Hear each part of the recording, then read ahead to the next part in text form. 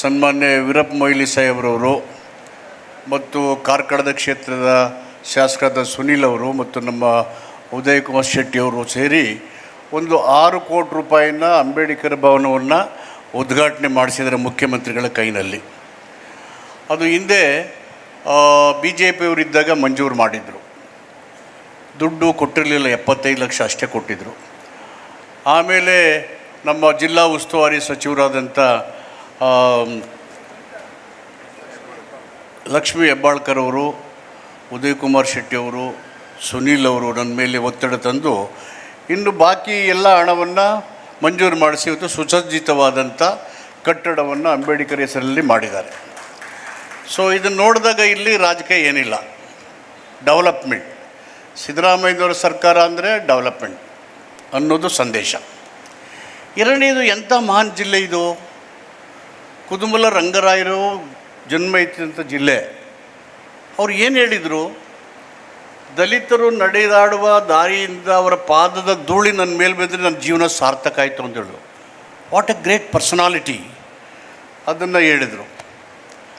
ಅಂಬೇಡ್ಕರ್ ಅವರು ಜ್ಞಾನಾರ್ಜನೆ ಮಾಡಿ ತನ್ನ ಎಲ್ಲ ಬೌದ್ಧಿಕ ಶಕ್ತಿಯನ್ನು ಇಡೀ ದೇಶದ ಅಭಿವೃದ್ಧಿಗೆ, ಸಮೃದ್ಧ ಭಾರತದ ನಿರ್ಮಾಣಕ್ಕೆ, ಬಹುತ್ವದ ರಕ್ಷಣೆಗೆ ಸಂಪೂರ್ಣವಾಗಿ ದಾರಿ ಎರೆದುಕೊಟ್ಟಿದ್ದಾರೆ. ಅವರ ಹೆಂಡತಿ ಮತ್ತು ಮಕ್ಕಳ ಗತಿ ಏನಾಯಿತು? Ramabai Ambedkar died of anaemia and malnutrition. Ambedkar son died of malnutrition and anaemia. ಅನ್ನಾಂಗಗಳ ಕೊರತೆ ಮತ್ತು ರಕ್ತಹೀನತೆಯಿಂದ ಅವರು ತಮ್ಮ ಪ್ರಾಣವನ್ನು ಅವರ ಹೆಂಡತಿ ಮತ್ತು ಮಕ್ಕಳು ಕಳ್ಕೊಂಡ್ರು. ಎಂಥ ಪರಿಸ್ಥಿತಿ, ಎಂಥ ಮಹಾನ್ ವ್ಯಕ್ತಿಯ ಕುಟುಂಬ ಆಯಿತು. ಆ ಕಾರಣಕ್ಕೆ ಸಿದ್ದರಾಮಯ್ಯ ಸರ್ಕಾರ ಮಹಿಳಾ ಮತ್ತು ಮಕ್ಕಳ ಕಲ್ಯಾಣ ಇಲಾಖೆ, ಶಿಕ್ಷಣ ಇಲಾಖೆಗಳಲ್ಲಿ ಎಜುಕೇಷನ್, ನ್ಯೂಟ್ರಿಷನ್ ಆ್ಯಂಡ್ ಇಮ್ಯುನೈಸೇಷನ್ ಈ ಕಾರ್ಯಕ್ರಮಗಳ ಮೂಲಕ ಈ ವರ್ಗಗಳನ್ನು ಉತ್ತೇಜಿಸಿ, ಆರೋಗ್ಯವನ್ನು ಸಮೃದ್ಧಿಗೊಳಿಸಿ, ನಿರೋಧಕಗಳನ್ನು ಚುಚ್ಚಿ ಅವರು ಸದೃಢವಾಗಿ ಬೌದ್ಧಿಕವಾಗಿ ಇರಬೇಕು ಅಂತಕ್ಕಂಥದ್ದು ಒಂದು ಪ್ರಮುಖವಾದಂಥ ಉದ್ದೇಶ ಮತ್ತು ಘಟ್ಟ. ಈ ಹಿನ್ನೆಲೆಯಲ್ಲಿ ಈ ಗ್ಯಾರಂಟಿಗಳು ಯಾರಿಗೆ ನಿರ್ದಿಷ್ಟವಾದಂಥ ಮಾಸಿಕ ಆದಾಯ ಇಲ್ಲವೋ ಅವ್ರಿಗೆ ಖಚಿತವಾಗಿ ಒಂದು ತಿಂಗಳಿಗೆ 4,000 ರಿಂದ 5,000 ರೂಪಾಯಿ ವರಮಾನ ಬರೋದು ಮಾಡಿದಾಗ ಅವ್ರು ಸ್ವಾಭಿಮಾನದ ಬದುಕನ್ನು ಬದುಕಲಿಕ್ಕೆ ಸಾಧ್ಯ ಆಗಿದೆ. ಕಾರ್ಕಳ, ಉಡುಪಿ ಜಿಲ್ಲೆಯಲ್ಲಿ ಸುಮಾರು 2011 ಇಸ್ವಿಗೆ 11 ಲಕ್ಷ ಜನಸಂಖ್ಯೆ ಇದೆ. ಅದರಲ್ಲಿ SC ST ಸೇರಿದರೆ ಸುಮಾರು 1,40,000 ಜನ ಬರ್ತಾರೆ. ಅವರೆಲ್ಲ ಬಡವರಿದ್ದಾರೆ, ತೊಂದರೆ ಇದೆ. ಸೌತ್ ಕನ್ನಡ ಜಿಲ್ಲೆ ಅಂದರೆ ಲಿಟ್ರೇಟ್ ಡಿಸ್ಟ್ರಿಕ್ಟ್, ಸೋಷಿಯಲಿ ಒಂದು ಸಾಮರಸ್ಯ ಇರತಕ್ಕಂಥ ಜಿಲ್ಲೆ. ಈ ಜಿಲ್ಲೆ ಇತರ ಜಿಲ್ಲೆಗೆ, ರಾಜ್ಯಕ್ಕೆ ಮಾದರಿ ಆಗಬೇಕು. ಡ್ರಾಪ್ಔಟ್ಗಳನ್ನ ತಗೊಂಡು ಯಾರ್ಯಾರು ಓದೋದಕ್ಕೆ ಸಾಧ್ಯ ಇಲ್ವೋ, ಆರ್ಥಿಕ ಸಾಮಾಜಿಕ ಕಾರಣಕ್ಕಾಗಿ, ಜಾತಿಯ ಕಾರಣಕ್ಕಾಗಿ ಡ್ರಾಪ್ಔಟ್ ಇದೆ, ಆ ಮಕ್ಕಳನ್ನೆಲ್ಲ ಆಯ್ದು ಈ ಒಂದು ಸಂಸ್ಥೆ ಮುಖಾಂತರ ಮೊಯ್ಲಿ ಸಾಹೇಬ್ರವರು ಶಿಕ್ಷಣವನ್ನು ಕೊಡ್ತಾ ಇದ್ದಾರೆ ಅಂದರೆ ಒಂದು ದೊಡ್ಡ ಸಾಧನೆ.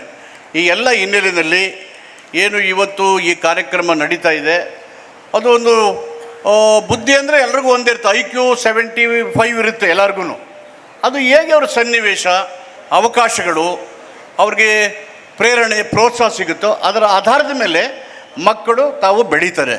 ಅದಕ್ಕೆ ಬೇಕಾಗಿರ್ತಕ್ಕಂಥದ್ದು ಸಾಹು ಮಹಾರಾಜರು ಹೇಗೆ ಬಾಬಾ ಸಾಹೇಬ್ ಅಂಬೇಡ್ಕರ್ಗೆ ಸಹಾಯ ಮಾಡಿ ಪ್ರಪಂಚದ ದೊಡ್ಡ ಜ್ಞಾನಶಕ್ತಿ ಆದರೂ ಆ ರೀತಿ ಆಗಲಿಕ್ಕೆ ಮಕ್ಕಳಿಗೆ ಮುಕ್ತ ಅವಕಾಶ ಇದೆ.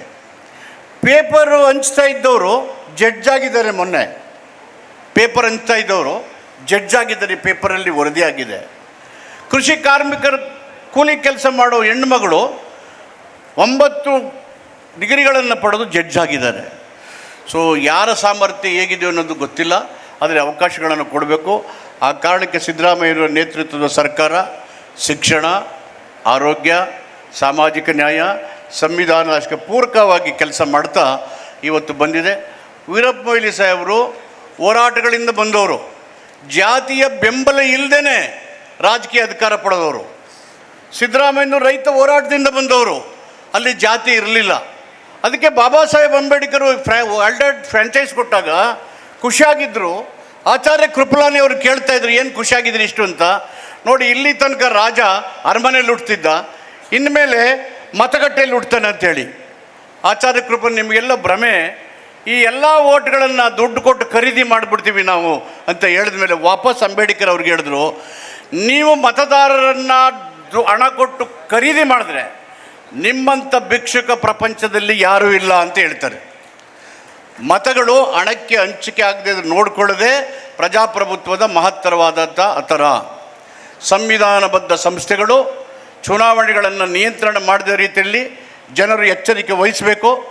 ನಾವು ಏನು ನುಡಿದಿದ್ದೇವೆ 2023ರಲ್ಲಿ ಅದನ್ನು ನಡೆದು ತೋರಿಸಿದ್ದೇವೆ, ಏನು ಮಾಡಿದ್ದೇವೆ ಅದನ್ನು ಹೇಳ್ತಾ ಇದ್ದೇವೆ. ಹೀಗಾಗಿ ವೀರಪ್ಪ ಮೊಯ್ಲಿ ಸಾಹೇಬರು ಒಬ್ಬ ಮಹಾನ್ ನಾಯಕ. ಬಡವರ ಬಗ್ಗೆ CET ಮುಖಾಂತರ ಇಂಡಿಯಾ ದೇಶದಲ್ಲಿ ಮೊದಲನೇ ಬಾರಿಗೆ ಕಾಮನ್ ಎಂಟ್ರೆನ್ಸ್ ಟೆಸ್ಟ್ ಮುಖಾಂತರ ಎಲ್ಲ ಮಕ್ಕಳಿಗೆ ಪ್ರವೇಶವನ್ನು ಕಲ್ಪಿಸ್ಕೊಟ್ರು. ಲ್ಯಾಂಡ್ ರಿಫಾರ್ಮ್ ಬಗ್ಗೆ ವಕೀಲರಾಗಿ ಉಳುವವನೇ ಭೂಮಿ ಒಡೆಯ ಕಾಯ್ದೆಗೆ ಅವರು ಪೂರಕವಾಗಿ ಕೆಲಸ ಮಾಡಿದ್ರು. ದೇವರಾಜ ಅರಸವರು, ವೀರಪ್ಪ ಮೊಯ್ಲಿಯವರು, ಸಿದ್ದರಾಮಯ್ಯವರು ಇದ್ದಾಗ ಈ ಥರ ಜಾತಿ ರಾಜಕಾರಣ, ಧರ್ಮದ ರಾಜಕಾರಣ ಇರಲಿಲ್ಲ. ಇವೆಲ್ಲವೂ ಪ್ರಜಾಪ್ರಭುತ್ವಕ್ಕೆ, ಸಂವಿಧಾನಕ್ಕೆ, ಅಭಿವೃದ್ಧಿಗೆ ವಿರುದ್ಧವಾದಂಥ ವಿಷಯಗಳು. ಇದನ್ನು ಮೆಟ್ಟಿ ಜನರು ನಿಂತು ಒಂದು ಆರೋಗ್ಯಕರವಾದಂಥ ಸಮಾಜ, ಉತ್ತಮ ಗುಣಮಟ್ಟದ ಪ್ರಜಾಪ್ರಭುತ್ವ ಸಂವಿಧಾನದ ಆಶಯಗಳನ್ನು ಜಾರಿ ಮಾಡುವಂಥ ನಿಟ್ಟಿನಲ್ಲಿ ಸರ್ಕಾರಗಳು ಮತ್ತು ರಾಜಕೀಯ ಪಕ್ಷ ನಡೆಗಳಿಗೆ ಒಂದು